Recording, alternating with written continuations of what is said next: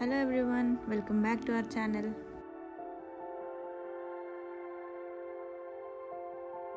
మీకు thumbnail చూసి అర్థమయ్యే ఉంటుంది మనం ఈరోజు ఎక్కడికి వెళ్తున్నాము.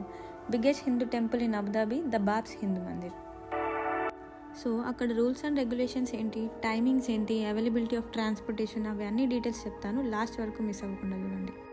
లాస్ట్ టైం ఫుజైరాకి వెళ్ళాం కదా, యాక్చువల్గా ఆ రోజు ప్లాన్ చేసింది అబుదాబి వెళ్దామని. But from Dubai Abu Dhabi is around 160 kilometers. అంత దూరం కుదరదని ప్లాన్ చేంజ్ చేసాం. సండే రోజు యూఏఈలో మ్యాక్సిమం అన్ని ప్లేసెస్లో ఫ్రీ పార్కింగ్ ఉంటుంది. సో మేము సండే వచ్చినాం కాబట్టి పార్కింగ్ ఫీ బచాయించినాం. యాజ్ యూజువల్ సండే కాబట్టి క్రౌడ్ కూడా ఎక్కువనే ఉంది. ఈ టెంపుల్ అబుదాబి రీచ్ అవ్వకముందే ఉంటుంది. 95 kilometers from Dubai and Abu Dhabi నుండి 65 kilometers ఉంటుంది.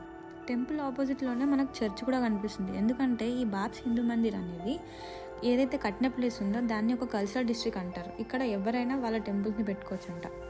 టెంపుల్లోకి ఎంటర్ అవ్వకముందు రైట్ సైడ్లో చెప్పులు పెట్టుకోవడానికి ఉంది. మనం డబ్బులేం కట్టాల్సిన అవసరం లేదు.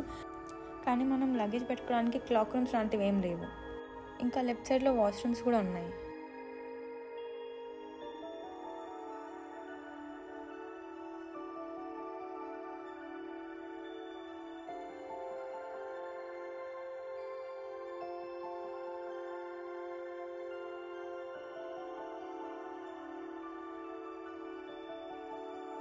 No photos and no videos inside the temple అనేసరికి ఏదో సీక్రెట్గా వీడియో తీయాల్సి వచ్చింది. అది కూడా దేవునికి ఇష్టం లేదు కావచ్చు, అందుకే బ్లర్ వచ్చింది మొత్తం. కానీ లోపలికి ఎంటర్ కాగానే ఫస్ట్ సీతారాముల వారు విత్ హనుమాన్ లక్ష్మణ, మళ్ళీ తర్వాత అయ్యప్ప స్వామి, దాని తర్వాత శ్రీకృష్ణుల వారు అండ్ పూరి జగన్నాథ స్వామి, లాస్ట్కి శివ పార్వతులు along with Ganesha and Subrahmanyeshwara Swami. చాలా బాగుండే కార్వింగ్ మాత్రం. ఇదంతా ఇటాలియన్ మార్బుల్ అంట. బయట మాత్రం పింక్ శాండ్ స్టోన్తో కట్టినారంట. అస్సలు బ్రిక్స్ సిమెంట్ యూజ్ చేయకుండా కట్టినారంట ఈ టెంపుల్ని.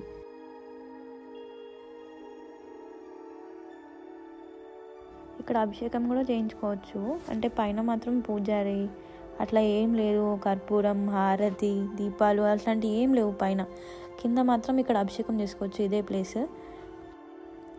2018లో స్వామినారాయణ సంస్థ వాళ్ళు యూఏఈ ప్రెసిడెంట్కి ఇట్లా ప్లాన్ చూపిస్తున్నారంట టెంపుల్ కన్స్ట్రక్షన్ గురించి. 2 ప్లాన్స్ ఇచ్చినారంట. అది ఒకటి ఒక నార్మల్ బిల్డింగ్ లాగా, ఇంకొకటి ఏమో మన ఇండియాలో టెంపుల్స్ ఎట్లా ఉంటాయి అట్లాంటి ప్లాన్.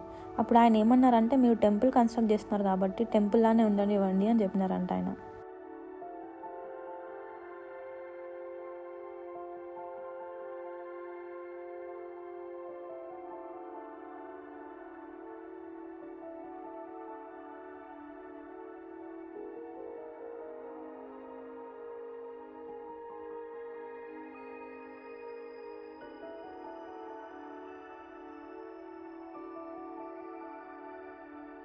ఇక్కడ చూస్తే అర్థమవుతుంది కదా, టెంపుల్ ఇంకా కన్స్ట్రక్షన్ జరుగుతూనే ఉంది. అది ఎప్పుడు కంప్లీట్ అయిపోద్దో ఏమో తెలియదు. ఈ టెంపుల్కి మొత్తం 7 గోపురాలు ఉన్నాయి. ఈ 7 గోపురాలు అనేటివి యూఏఈలోని 7 ఎమిరేట్స్ని రిప్రజెంట్ చేస్తాయంట.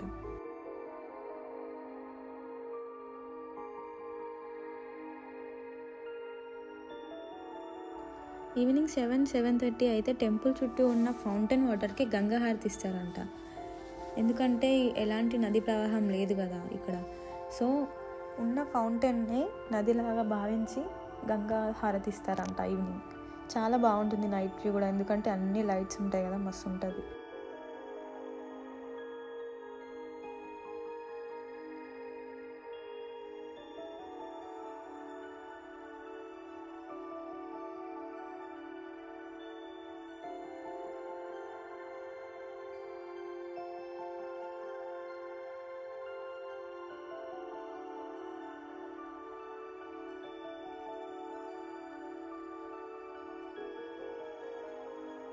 టెంపుల్ దగ్గరనే ఒక కెఫే కూడా ఉంది. అంబియన్స్ మాత్రం చాలా బాగుంది. ప్రైజెస్ కూడా వాచిపోయినాయి అనుకో. సో అందుకే మేము ఏం తినకుండా మూసుకొని వచ్చేసినాం. గుడికి వెళ్తున్నామంటే మనకు ఫస్ట్ గుర్తొచ్చేది తీర్థ ప్రసాదాలు మాత్రమే.